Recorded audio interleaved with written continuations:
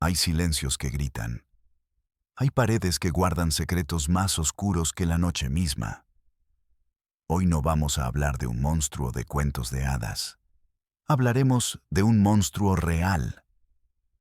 Un monstruo que vivía en una casa normal, en una calle normal, en una familia que todos consideraban un ejemplo, un pilar de la comunidad. La historia que van a escuchar hoy es una herida abierta en el corazón de nuestra sociedad. Es un recordatorio de que el mal más profundo a menudo se disfraza con la máscara de la normalidad. Se esconde detrás de una sonrisa amable, de un saludo cordial, de una puerta cerrada. Si crees que estas historias deben ser contadas, si crees que el silencio de las víctimas debe romperse para siempre, suscríbete. Ayúdanos a darles una voz a aquellos a quienes se la arrebataron. La casa de la familia Ramírez era como cualquier otra en esa colonia de clase media de Guadalajara. Ladrillo aparente. Un jardín cuidado con rosales que la señora Isabel, la matriarca, podaba cada sábado. 2 autos en la cochera. Desde afuera era la imagen del éxito. Ricardo Ramírez era un hombre respetado, dueño de una ferretería que daba empleo a varios en el barrio. Siempre con una palabra amable, un consejo, un hombre de familia, decían. Su esposa, Isabel, era la imagen de la devoción. Siempre a su lado, siempre sonriente. Sus hijos, 2 varones, ya hombres hechos y derechos, con sus propias familias. Y luego estaba Elena, la hija, la única hija. Tenía 38 años, pero algo en su mirada no correspondía a su edad. Una fragilidad, un miedo perpetuo. Vivía con sus padres. Nunca se casó. Nunca tuvo novio. Es muy apegada a nosotros, decía Isabel a las vecinas con una sonrisa que no le llegaba a los ojos. Es nuestra niña. Pero Elena no era una niña. Era una prisionera. Y su cárcel era su propio hogar. El infierno estaba en la habitación del fondo. El año era 2015. Al Departamento de Servicios Sociales llegó una nueva trabajadora, Sofía Morales, 24 años, recién graduada, llena de ideales, llena de una energía que el sistema aún no le había robado. Su primer caso asignado era una simple visita de rutina, una revisión en el domicilio de los Ramírez. Alguien había hecho una llamada anónima. Una llamada breve, cortada. Una voz de mujer susurró, Elena, y colgó, nada más. Probablemente una broma o un error, así lo marcaron en el expediente. Llamada sin fundamento, cerrar caso. Pero el supervisor de Sofía, un hombre a punto de jubilarse, le entregó la carpeta. Ve tú, novata, para que te fogues. No encontrarás nada, pero aprende el protocolo. Sofía leyó la nota. Elena, un nombre, una casa, eso era todo. Llegó a la casa de los Ramírez una tarde de martes. El sol pegaba fuerte. Los rosales de Isabel olían a dulzura. Tocó el timbre. El sonido era melódico. Una pequeña canción. Le abrió la propia Isabel, la sonrisa ensayada. La amabilidad perfecta. Señorita, ¿en qué podemos ayudarla? Sofía sintió un escalofrío, a pesar de los 30 grados de calor. Soy Sofía Morales, del DIF. Es solo una visita de rutina. La sonrisa de Isabel se tensó por una fracción de segundo, casi imperceptible. Adelante, adelante. Mi casa es su casa. El interior era impecable. Muebles de madera oscura. Retratos familiares en las paredes. Ricardo en su boda. Los niños en su primera comunión. Elena con un vestido blanco, a los 15 años. En esa foto, Elena sonreía. Una sonrisa genuina. Sofía nunca vería esa sonrisa en persona. Isabel la guió a la sala. Le ofreció agua de Jamaica. Mi esposo no tarda en llegar. Está en el negocio. Hablaron de cosas triviales, del clima, de la inseguridad en la colonia. Isabel hablaba con orgullo de sus hijos, de sus nietos. Pero cuando Sofía preguntó por Elena, el tono cambió. Ah, mi Elena. Ella es especial. ¿Especial en qué sentido? Es muy tímida, muy de su casa. No le gusta mucho la gente. En ese momento, una figura pasó por el pasillo. Rápida, casi una sombra. Era Elena. Hija, ven a saludar, la llamó Isabel. Su voz, un látigo de seda. Elena se detuvo en el umbral de la sala. No levantó la vista del suelo. Tenía las manos entrelazadas, los nudillos blancos. Buenas tardes, susurró.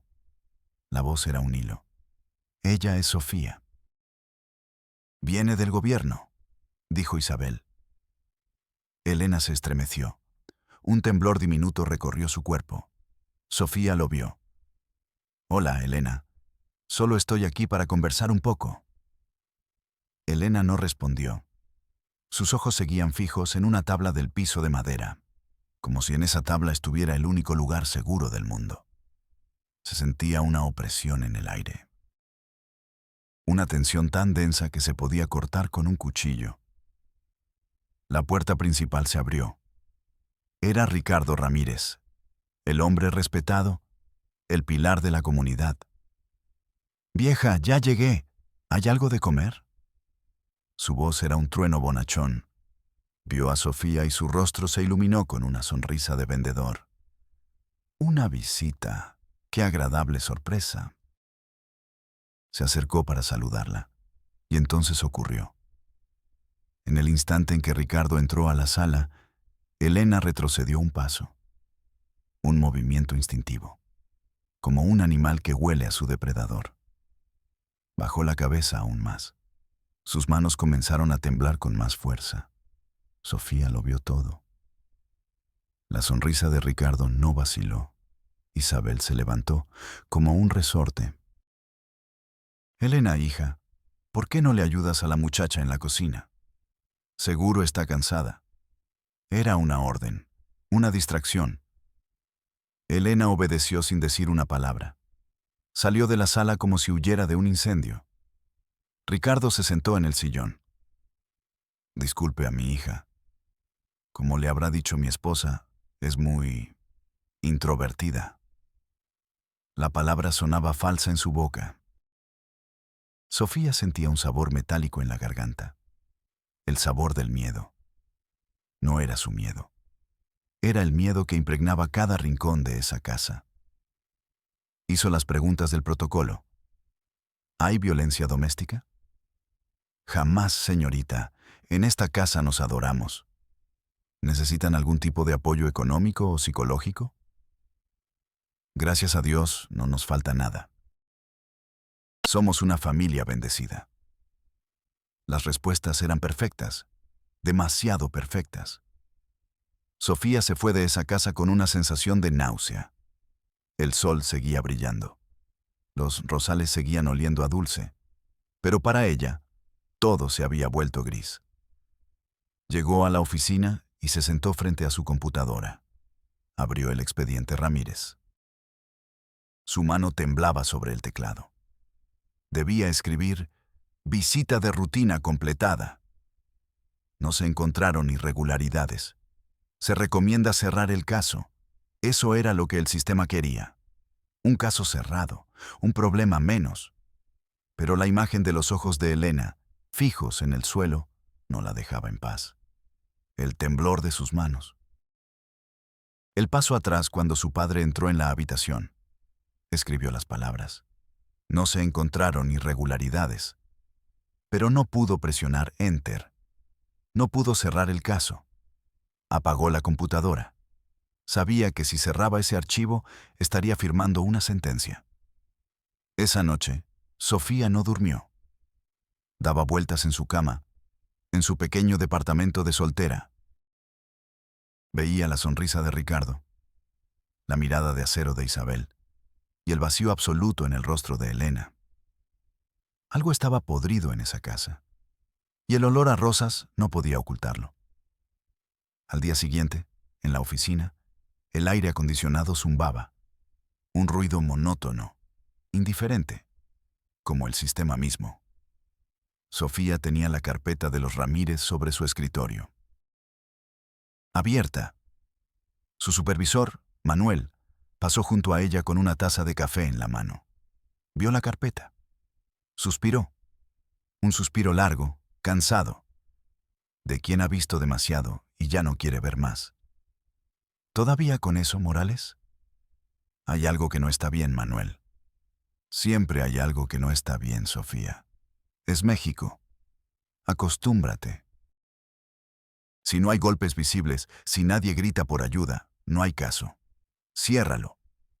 Señaló la carpeta con la barbilla. Archívalo. Tenemos 20 expedientes nuevos, niños de la calle, madres golpeadas que sí quieren hablar. Ocúpate de lo real. Lo real. ¿Acaso el terror silencioso de Elena no era real? Sofía sintió una punzada de ira, fría y afilada. Manuel se encogió de hombros y se fue. Su trabajo era mover papeles, clasificar el dolor, no sentirlo. Ella miró la pantalla. El cursor parpadeaba, esperando la orden. Cerrar. Olvidar. Pero la imagen del temblor de Elena era un ancla. No podía soltarla. Ese mismo día, por la tarde, Sofía condujo de vuelta a la casa de los Ramírez. Sin avisar. Una corazonada. Un impulso que no podía explicar. Estacionó el auto una cuadra antes. Caminó. El sol era el mismo. Las rosas eran las mismas. Pero la casa se veía diferente. Amenazante. La puerta principal estaba ligeramente entornada. Una rendija de oscuridad. Sintió el corazón en la garganta. Tocó el timbre. La misma melodía alegre. Sonaba como una burla. Nadie respondió. Empujó la puerta con la punta de los dedos. Se dio con un leve quejido. ¿Hola? ¿Señora Isabel? Silencio. Solo el tic-tac de un reloj de pared en la sala. Un sonido que medía un tiempo enfermo. ¿Elena? Su propia voz sonaba extraña en esa casa. Entonces lo escuchó. Un murmullo. Desde el piso de arriba. Sofía subió las escaleras. Cada escalón crujía bajo su peso, anunciando su presencia. El murmullo venía del fondo del pasillo, de la última puerta. La puerta de Elena estaba entreabierta. Se acercó conteniendo la respiración. Se asomó por la rendija, y el mundo se detuvo. Isabel estaba sentada en el borde de la cama. Frente a ella, Elena, de pie. Inmóvil como una estatua de sal. Isabel cepillaba el cabello de Elena, con fuerza, con una cadencia mecánica. «Ya sabes cómo le gusta», susurraba Isabel. El sonido era un siseo, largo y suelto, como cuando eras una niña. Elena no decía nada. Su mirada estaba perdida en la pared. En su rostro no había expresión, nada. Un vacío absoluto. Isabel dejó el cepillo. Tomó un vestido de un gancho en el armario. Un vestido blanco, sencillo, con pequeños botones de perla. Un vestido demasiado juvenil para una mujer de 38 años. Póntelo. Ya no tarda en llegar del trabajo, y sabes que no le gusta esperar. La voz de Isabel no era la de una madre. Era la de un carcelero. Sofía retrocedió. Chocó contra la pared del pasillo. El aire se le escapó de los pulmones. Sentía el sabor del agua de Jamaica en la boca. Ahora era amargo, vomitivo. El olor a cera para muebles y a rosas ahora olía a podredumbre. A un secreto que se había descompuesto por 30 años. Bajó las escaleras corriendo, sin hacer ruido. Salió de la casa. Caminó hasta su auto con pasos de autómata. Se sentó frente al volante y se quedó ahí, temblando. El sol se reflejaba en el parabrisas, cegándola. Vio la escena una y otra vez en su mente. El cepillo, el vestido, la mirada vacía de Elena. La complicidad de la madre. No era una sospecha. Era una certeza. Una certeza que le quemaba el estómago. Pero no tenía pruebas. Solo una imagen que la atormentaría para siempre. Esperó. No sabía qué esperaba. Pero no podía irse. Una hora después, vio el auto de Ricardo doblar la esquina. El hombre respetado. Entró en la casa. La puerta se cerró tras él. Sofía sintió una ola de frío. Imaginó lo que pasaba detrás de esa puerta. Y quiso gritar. Se quedó ahí hasta que anocheció. Las luces de la casa se encendieron. Sombras se movían detrás de las cortinas. Una familia normal, cenando, viendo la televisión. Una mentira perfecta. 2 días después, Sofía regresó. Esta vez, esperó en su auto hasta que vio salir el coche de Ricardo e Isabel. Era jueves, el día que iban a visitar a su otro hijo. Era su oportunidad. Corrió hacia la puerta. Tocó el timbre. Esperó. 1 minuto. 2. La puerta se abrió. Era Elena. Llevaba unos pantalones viejos y una camiseta descolorida. Al ver a Sofía, su rostro se contrajo en una máscara de pánico.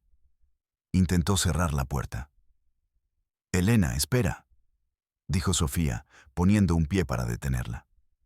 «Por favor, solo quiero hablar contigo». «No puedo. Mis padres no están». Los vi salir. Elena la miró. Sus ojos eran 2 pozos de miedo. Pero también había algo más. Una chispa diminuta, casi extinta, de súplica. Sofía entró, cerró la puerta detrás de ella. Estaban solas. «Elena, sé que algo pasa aquí. Vi a tu madre el otro día». Elena comenzó a temblar. Se abrazó a sí misma. «No sé de qué hablas». «El vestido blanco, Elena». Escuché lo que dijo. El color desapareció del rostro de Elena. Se quedó pálida como el papel. Las lágrimas comenzaron a rodar por sus mejillas, silenciosas, como si llevaran 30 años esperando para salir. Cayó de rodillas al suelo, y por primera vez emitió un sonido, un sollozo, roto, ahogado, el sonido de un alma que se quiebra. Sofía se arrodilló a su lado. No la tocó, solo esperó. Después de un largo rato, el llanto cesó. Elena levantó la vista. «Nadie me va a creer», susurró. «Yo te creo», dijo Sofía. Y en ese momento algo cambió. Elena se levantó, le hizo una seña para que la siguiera. Subieron a su habitación.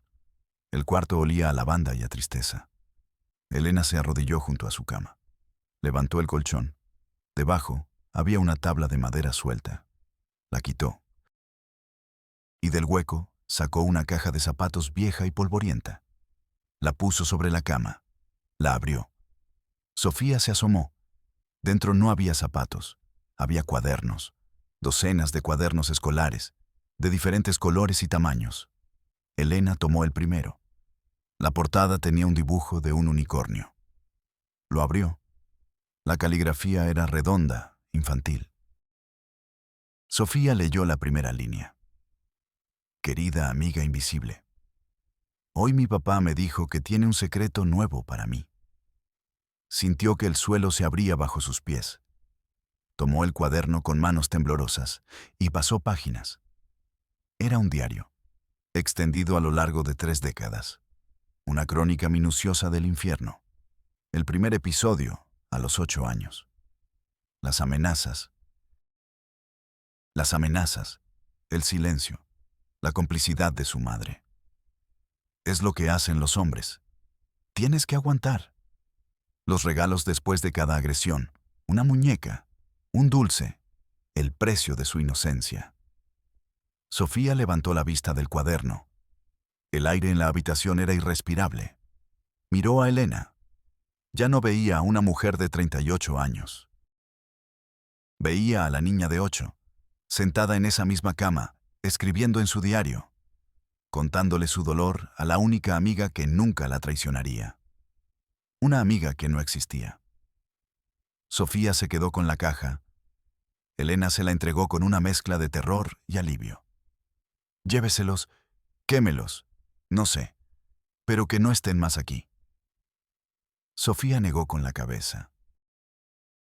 Esto no se va a quemar, Elena. Esto es la verdad. Salió de esa casa con la caja de zapatos bajo el brazo. Pesaba como si estuviera llena de piedras. No eran cuadernos, eran 30 años de una vida robada. Llegó a su departamento y se encerró. No fue a la oficina. Desconectó el teléfono. Durante 2 días no hizo otra cosa más que leer. Leyó hasta que las palabras se volvieron borrosas, hasta que el horror se convirtió en un zumbido constante en sus oídos. La historia de Elena se desplegaba en esas páginas. No era solo el abuso, era la arquitectura del silencio que lo rodeaba. La primera vez que intentó contárselo a su madre, a los 9 años, Isabel le dio una bofetada. Calla, niña tonta. No digas esas cosas. Vas a destruir a esta familia. Después de la bofetada, un abrazo. Tu papá te quiere mucho. A veces los hombres no saben cómo demostrarlo. La lógica perversa, el amor como justificación del horror. Leyó sobre los hermanos mayores. Ellos sabían. Claro que sabían. Veían los ojos rojos de su hermana por las mañanas. Escuchaban los ruidos ahogados en la noche. Pero eligieron no ver, no escuchar. Ricardo era el proveedor, el que pagaba sus estudios, sus coches. La lealtad tenía un precio, y el silencio de Elena era una ganga. Sofía leyó sobre los rituales, los vestidos blancos, el cabello cepillado. La transformación de hija en objeto, la normalización del incesto. Los domingos por la mañana, la familia Ramírez iba a misa. Se sentaban en la primera fila. Ricardo daba la mano en el saludo de la paz. Una sonrisa en los labios. Un monstruo que rezaba a Dios. Sofía sintió náuseas. Tuvo que detenerse. Corrió al baño y vomitó. Vomitó el agua de Jamaica. Vomitó las rosas del jardín. Vomitó la imagen de una familia perfecta. El lunes por la mañana, llegó a la oficina con los ojos inyectados en sangre. Llevaba la caja de zapatos. Entró directamente al despacho de Manuel. Puso la caja sobre su escritorio. El caso Ramírez. Manuel la miró con fastidio. Te dije que lo cerraras, Sofía. Léelo, dijo ella. Su voz era un susurro ronco. Abrió la caja. Puso el primer cuaderno sobre la mesa, el del unicornio. No tengo tiempo para leer diarios de adolescentes. Léelo, Manuel. Por favor. Había algo en su voz, una desesperación que traspasó la coraza de apatía de Manuel. Él suspiró. Tomó el cuaderno. Lo abrió por una página al azar. Le bastaron 30 segundos. Su rostro cambió. La indiferencia se evaporó. Fue reemplazada por una máscara de incredulidad, y luego, de horror. Levantó la vista, miró a Sofía. ¿Esto es real? 30 años, Manuel. En esa casa, en esos cuadernos. Manuel se quedó en silencio. Miraba la caja de zapatos como si fuera una bomba a punto de estallar. Por primera vez, Sofía lo vio como el hombre que debió haber sido antes de que el sistema lo desgastara. Un hombre con conciencia.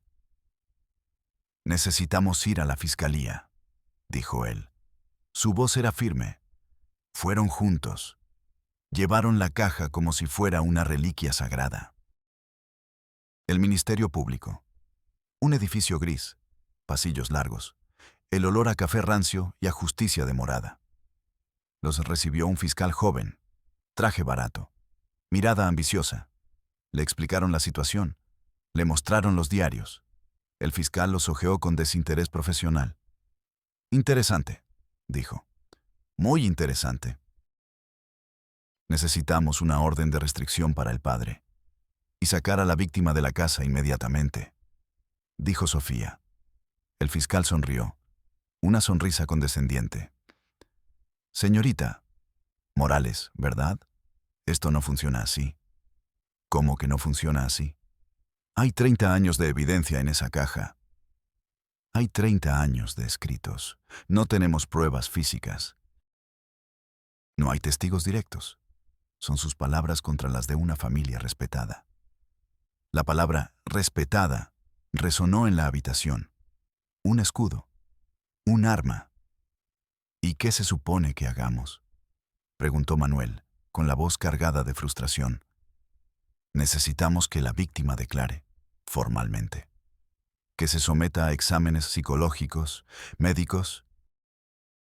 Necesitamos construir un caso, no una novela. El fiscal se reclinó en su silla. Parecía disfrutar de su pequeño momento de poder. Mire, yo puedo solicitar una visita de un perito psicólogo al domicilio. Pero si la familia se niega, no puedo hacer nada sin una orden judicial. Y para la orden necesito más que cuadernos viejos. Sofía sintió un frío glacial. El sistema, el monstruo de los 1000 escritorios, no buscaba la verdad. Buscaba el procedimiento, la forma correcta, el papel sellado. Entonces, ¿nos está diciendo que la dejemos ahí, en esa casa?, gritó Sofía. El fiscal levantó una mano. Controle su tono, señorita. Yo hago mi trabajo, cumplo la ley. Si quieren que actúe, tráiganme un caso sólido, no una historia de terror. Se levantó, dando por terminada la reunión. Mientras tanto, esto es solo un asunto familiar. Salieron de la oficina. El aire del pasillo se sentía pesado, sofocante. Manuel golpeó la pared con el puño. Maldita sea, lo sabía. Sabía cómo funcionaba. Sabía que la justicia era ciega, pero no a la clase social, no a la apariencia. Sofía se sentía vacía. Habían llegado con la verdad en una caja y se iban con un formulario, con una negativa burocrática. ¿Qué hacemos ahora, Manuel? Él la miró. La vejez había vuelto a sus ojos, el cansancio, la derrota. Lo que él dijo: convencer a Elena de que declare. Es la única forma. Regresaron a su propia oficina. El zumbido del aire acondicionado era ahora una burla. Sofía se sentó en su escritorio. La caja de zapatos estaba ahí. Ahora no parecía una prueba. Parecía un ataúd. El ataúd de la esperanza. Tenía que volver a hablar con Elena. Tenía que pedirle que reviviera su infierno frente a extraños, frente a hombres como ese fiscal, que la examinaran, la midieran, la cuestionarán, le iban a pedir que desnudara su alma, después de que su cuerpo y su vida ya habían sido robados. Esa era la justicia que le ofrecía el sistema. Un horror después de otro. Sofía tomó el teléfono. Marcó el número de la casa Ramírez. Su mano temblaba. Respondió una voz de mujer. No era Elena, no era Isabel. Era una de las nueras. ¿Diga? Busco a Elena, por favor. Hubo una pausa, un susurro al fondo. La voz regresó al teléfono. Fría, hostil. Elena no puede ponerse. ¿Quién la busca? Soy Sofía Morales. Soy su amiga. Otra pausa. Elena no tiene amigas. Y colgó. El tono de la línea muerta era el sonido más solitario del mundo. Algo había pasado. Lo sabía. El monstruo había olido el peligro. Y estaba cerrando filas. El pánico se instaló en el pecho de Sofía, frío y pesado. Sabía que había cometido un error.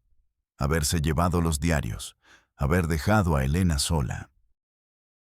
Había subestimado la profundidad de la enfermedad de esa familia. Corrió al despacho de Manuel. Se la llevaron, lo sé.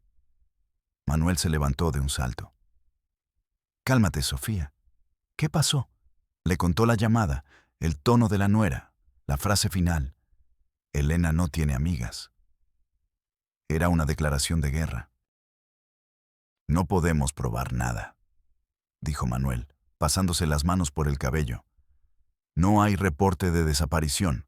Legalmente sigue en su casa. Pero no está bien. Esa llamada.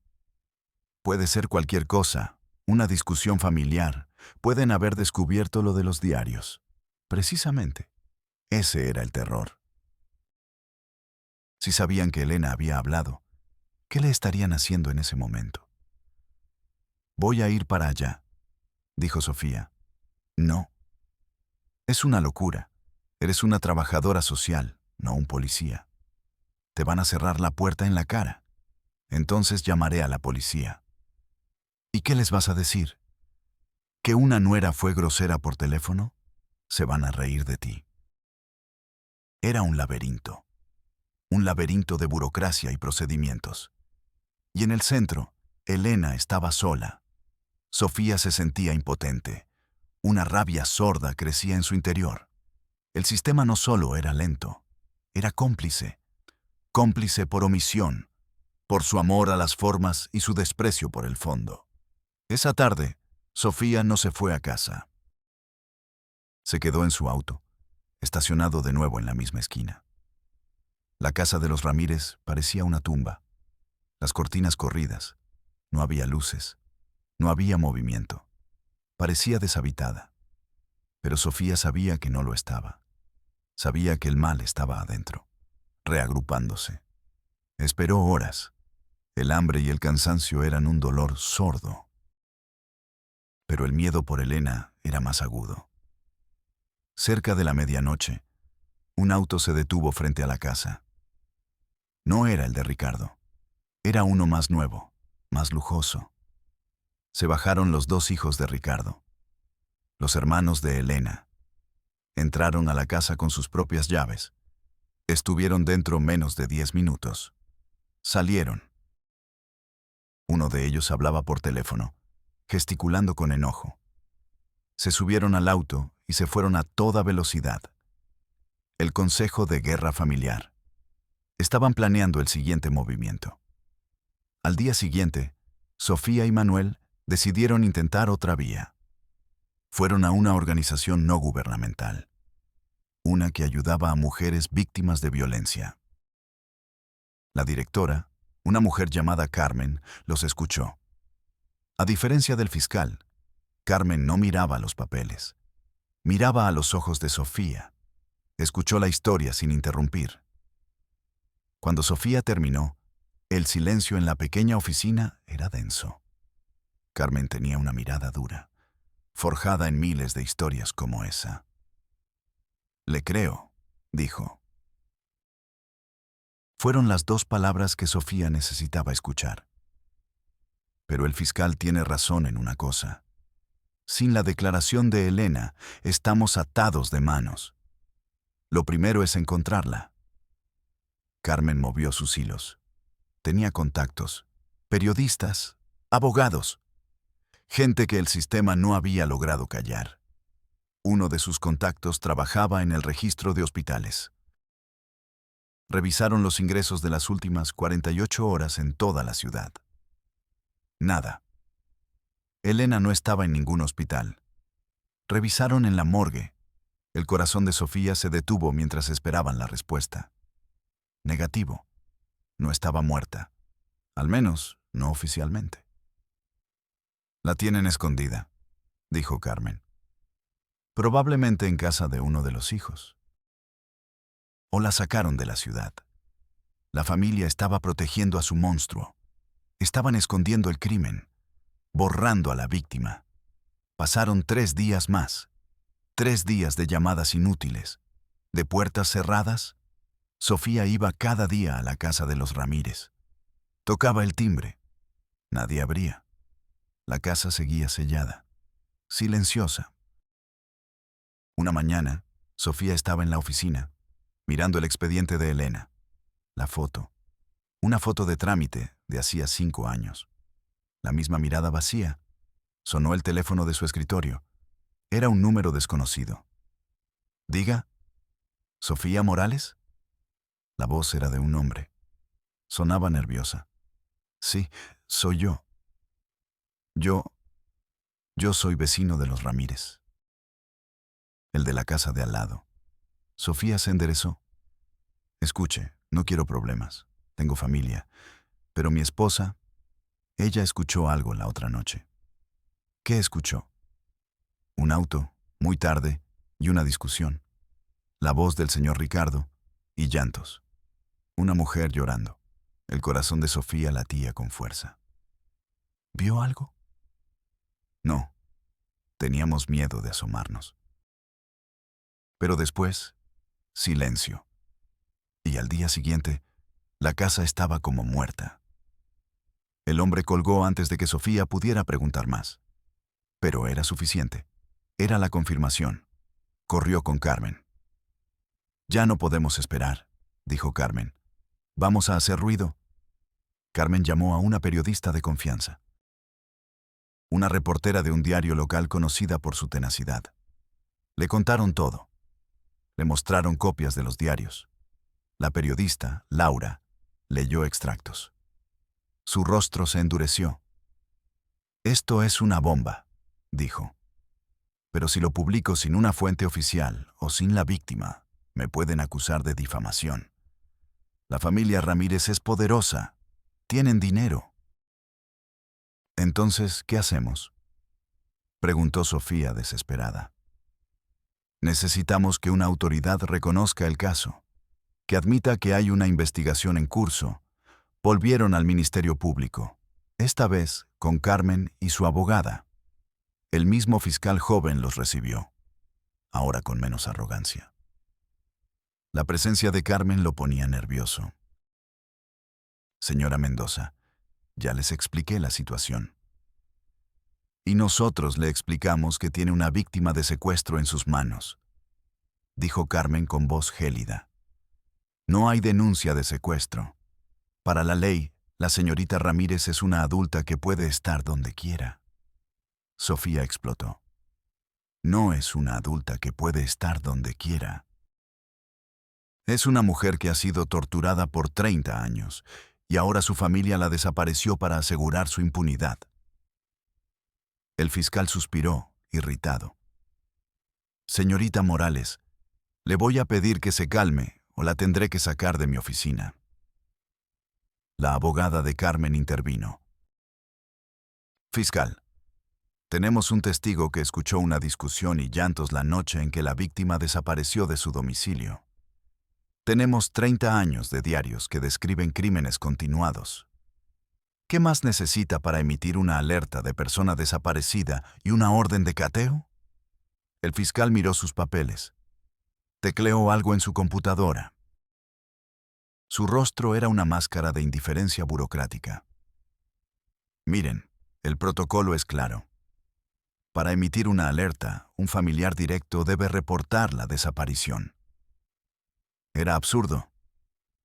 Un círculo vicioso diseñado para no funcionar.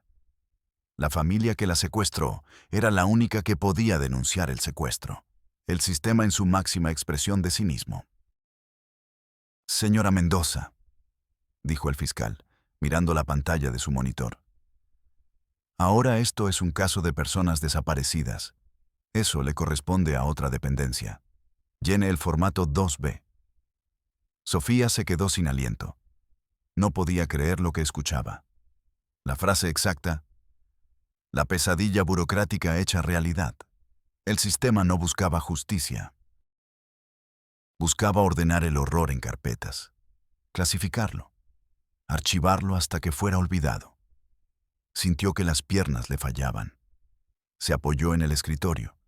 El sabor metálico del miedo había vuelto.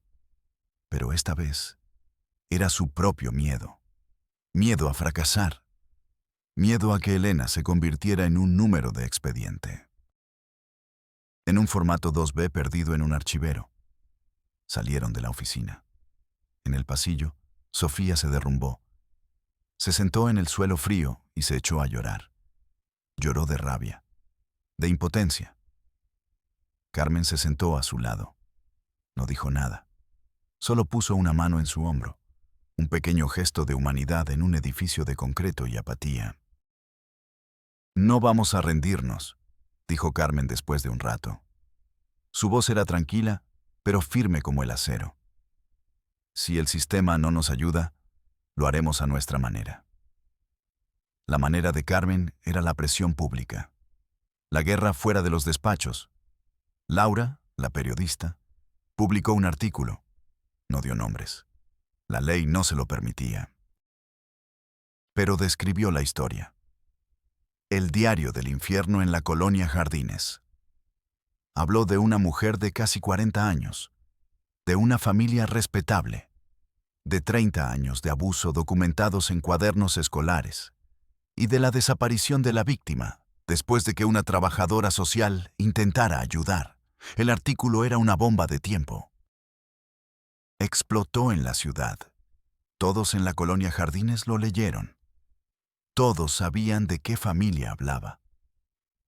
La casa de los Ramírez se convirtió en el epicentro de un terremoto silencioso. Las miradas de los vecinos cambiaron. Los saludos cordiales se transformaron en susurros. La máscara de respetabilidad de la familia comenzó a agrietarse. Los hermanos de Elena, empresarios con una reputación que cuidar, sintieron el calor. Sus socios les preguntaban. Sus esposas eran señaladas en el supermercado. La presión funcionaba. 2 días después de la publicación del artículo, Manuel recibió una llamada. Era el abogado de la familia Ramírez. Mi cliente, el señor Ricardo Ramírez, está muy afectado por las calumnias publicadas en el periódico, dijo el abogado con voz suntuosa. Él y su familia están siendo víctimas de un linchamiento mediático. ¿Dónde está Elena?, preguntó Manuel, directo al grano. La señorita Ramírez está delicada de salud. Sufre de inestabilidad emocional. Su familia, preocupada por su bienestar, la ha internado en una clínica de reposo para que reciba la atención que necesita. Una clínica de reposo. Un sanatorio. Un manicomio privado. El lugar perfecto para esconder a alguien, para silenciarlo con medicamentos. ¿Qué clínica? Necesitamos verla, dijo Manuel. Mi cliente considera que las visitas de personas ajenas a la familia solo agravarían su estado. Por el momento, no es posible. El abogado era una pared de seda. Pero había cometido un error. Había admitido que no estaba en su casa. Con esa información, Carmen y su abogada volvieron a la fiscalía. Ahora tenían la admisión de la propia familia de que Elena había sido trasladada en contra de su voluntad, justo después de que el escándalo comenzara. La figura legal cambió. Ya no era solo un asunto familiar. Era una posible privación ilegal de la libertad.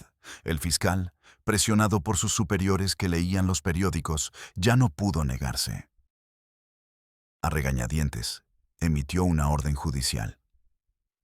No para catear la casa, no para arrestar a Ricardo, sino para que un médico legista y un psicólogo forense, acompañados por Sofía, pudieran visitar a Elena en la clínica de reposo. La clínica estaba en las afueras de la ciudad, un edificio blanco con altos muros y un portón de hierro. Parecía más una fortaleza que un lugar de sanación. El director los recibió. Un hombre con una sonrisa falsa y ojos que calculaban. La paciente está sedada, por su propio bien. Ha estado muy agitada. Sofía sintió un nudo en el estómago. La estaban drogando para que no pudiera hablar. Queremos verla. Ahora, dijo el médico legista, un hombre corpulento con cara de pocos amigos. Los guiaron por pasillos estériles que olían a cloro y desesperación. Llegaron a una habitación al final de un ala. Abrieron la puerta. Elena estaba en la cama. Llevaba una bata de hospital. Tenía la mirada perdida, un hilo de saliva en la comisura de los labios. Habían pasado menos de 2 semanas desde que Sofía la vio por última vez, pero parecía que habían pasado 10 años. Estaba más delgada. Su piel tenía un tono grisáceo. Era una muñeca rota. Sofía se acercó. Elena, soy yo, Sofía. Elena no reaccionó. Sus ojos no enfocaban. El médico legista le tomó el pulso. Le revisó las pupilas. Está bajo el efecto de fuertes benzodiazepinas, dijo en voz baja. Una dosis muy alta. El psicólogo forense intentó hablar con ella. Le hacía preguntas sencillas. Elena, ¿sabes qué día es hoy? Silencio. Elena, ¿sabes dónde estás? Silencio. Era inútil. La habían borrado. Salieron de la habitación. En el pasillo, el director de la clínica los esperaba. Como ven, su estado es muy delicado. Necesita reposo absoluto. Necesita que dejen de drogarla, espetó Sofía. El director se encogió de hombros. Yo solo sigo las indicaciones del médico tratante y de la familia, que es la responsable legal. El médico legista se enfrentó a él. Voy a poner en mi informe que esta paciente está siendo sobremedicada a un nivel que impide cualquier evaluación. Y voy a solicitar un análisis toxicológico de sangre. La sonrisa del director se desvaneció. Regresaron a la fiscalía con el informe preliminar. Paciente en estado de sedación inducida. Imposibilidad de comunicación. Parecía otra derrota. Pero la abogada de Carmen encontró una fisura en el muro. Si está incapacitada para tomar decisiones, la familia no puede ser la responsable legal cuando son los principales sospechosos del abuso que causó. Su inestabilidad, argumentó. Solicitamos que el Estado asuma la tutela temporal de Elena Ramírez y que sea trasladada a un hospital público para su desintoxicación y evaluación imparcial. Fue una jugada brillante. El fiscal, atrapado entre la presión mediática y la lógica legal, no tuvo más remedio que aceptar. Giró la orden. Al día siguiente, una ambulancia, escoltada por 2 patrullas, llegó a la clínica de reposo. Se llevaron a Elena. La familia intentó impedirlo. Sus abogados presentaron recursos de última hora, pero ya era tarde. La maquinaria del Estado, una vez puesta en marcha, era difícil de detener. Elena fue ingresada en el Hospital General, en el ala de psiquiatría, bajo vigilancia policial. Nadie de su familia podía acercarse a ella. Sofía iba a verla todos los días. Se sentaba junto a su cama durante horas. Al principio, Elena seguía ausente, perdida en la niebla de los fármacos. Pero poco a poco, a medida que su cuerpo se limpiaba, empezó a regresar. Un día, giró la cabeza y miró a Sofía. ¿Realmente la miró? Sus ojos, por primera vez, mostraron un atisbo de reconocimiento. «Tú», susurró.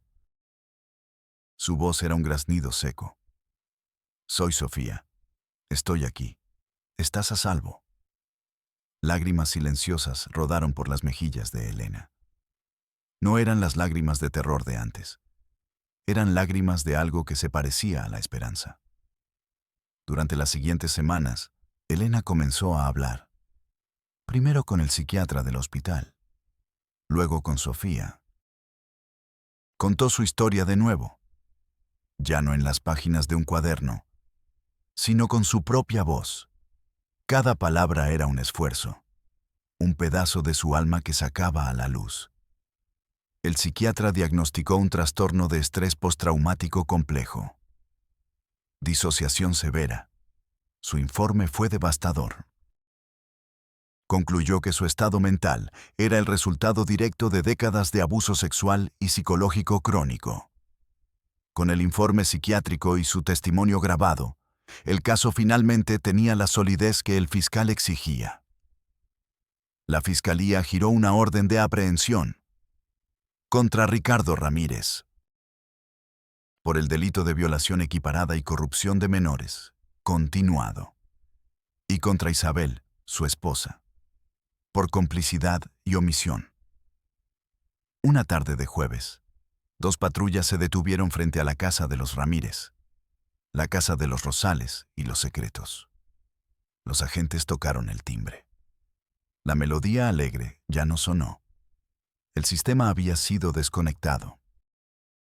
Abrieron la puerta.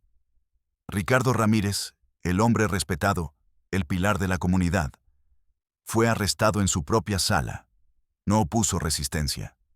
Su rostro no mostraba sorpresa, ni miedo, ni arrepentimiento, solo una fría arrogancia. Isabel gritó e insultó a los policías. Los acusó de destruir a su familia, nunca de proteger a su hija. La noticia del arresto fue la portada de todos los periódicos. La colonia Jardines no hablaba de otra cosa. El monstruo finalmente tenía un rostro público. Para Sofía, debería haber sido un momento de triunfo. Pero no lo sintió así.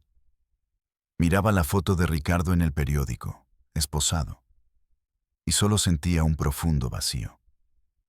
La justicia había llegado. Pero 30 años tarde, el daño ya estaba hecho. El alma de Elena ya estaba rota. El juicio fue un circo mediático. La defensa de Ricardo argumentó que Elena era una enferma mental, que había inventado todo, que era una hija resentida que buscaba destruir a su padre. Pintaron a Ricardo como una víctima. Un padre amoroso atormentado por una hija desequilibrada. Los hermanos de Elena testificaron a favor de su padre y dijeron que su hermana siempre había sido rara, fantasiosa. Negaron haber visto o escuchado algo. Mintieron bajo juramento para salvar al monstruo, para salvar su propio estatus, su dinero, su comodidad. La sala del tribunal se convirtió en una extensión de la casa de los Ramírez. Un lugar donde la verdad de Elena era negada, distorsionada, asesinada de nuevo. Sofía testificó. Habló de la visita, del temblor de Elena, del vestido blanco. Pero la defensa la pintó como una trabajadora social idealista y sin experiencia, manipulada por una mujer desquiciada. La prueba clave eran los diarios. El fiscal los presentó uno por uno. Leyó extractos en voz alta. La caligrafía infantil describiendo el horror. La sala se quedaba en silencio. Pero la defensa argumentó que no había forma de probar cuándo fueron escritos. Que Elena pudo haberlos escrito recientemente, como parte de su plan. Todo se reducía a una palabra contra la otra. La palabra de una víctima rota contra la de una familia poderosa. El momento decisivo llegó cuando Elena tuvo que testificar. Subió al estrado. Pequeña. Frágil. El abogado de su padre comenzó el interrogatorio. Fue brutal. La llamó mentirosa, fantasiosa, vengativa. Le preguntó detalles íntimos, humillantes. La obligó a revivir cada agresión frente a una sala llena de extraños. Elena se quebró en el estrado. Comenzó a llorar, a temblar. No podía hablar. La defensa sonrió. No más preguntas, su señoría. Es evidente que la testigo no es fiable. Parecía que todo estaba perdido. El sistema, una vez más, estaba a punto de fallar, de proteger al poderoso y castigar a la víctima. Pero entonces, algo inesperado ocurrió. En el fondo de la sala, alguien se levantó. Era una mujer mayor, de cabello cano y rostro surcado de arrugas. Una de las hermanas de Isabel, la tía de Elena, había asistido a cada día del juicio, en silencio. Yo tengo algo que decir. Su voz era frágil, pero resonó en el silencio tenso de la sala. El juez la miró por encima de sus gafas. Señora, si no ha sido llamada como testigo, no puede intervenir. Yo sé la verdad, insistió la mujer, avanzando por el pasillo, y no puedo seguir callada. El abogado de Ricardo intentó detenerla. El fiscal parecía confundido, pero el juez, quizás por un destello de curiosidad o de conciencia, hizo un gesto. Acérquese al estrado. La mujer, cuyo nombre era Gloria, subió al estrado. Juró decir la verdad. Yo soy hermana de Isabel, comenzó. Yo vi crecer a Elena. Miró a su hermana sentada detrás de Ricardo. Isabel la fulminaba con la mirada, una mirada de odio puro. Siempre supimos que algo no estaba bien, continuó Gloria. Veíamos la tristeza en los ojos de la niña. Veíamos cómo se encogía cada vez que Ricardo se le acercaba. ¿Y por qué no dijo nada?, preguntó el fiscal. Gloria bajó la vista. La vergüenza la abrumaba. Por la familia. Isabel nos decía que no nos metiéramos, que eran sus cosas, que Ricardo era un buen hombre, un buen proveedor, que manchar el nombre de la familia era el peor pecado. Su voz se quebró. Nos hizo cómplices a todos con su silencio. Nos amenazó con echarnos de la familia si hablábamos. Luego, miró directamente al jurado. Pero hubo una vez. Elena tenía unos 15 años. Me buscó, me contó, me rogó que la ayudara. ¿Y qué hizo usted?, preguntó el fiscal. Las lágrimas corrían por el rostro de Gloria. Hice lo que me dijo mi hermana. Le dije a Elena que estaba confundida, que no dijera esas mentiras sobre su padre. Le dije que se callara. Un sollozo colectivo se escuchó en la sala. Y he vivido con esa culpa cada día de mi vida.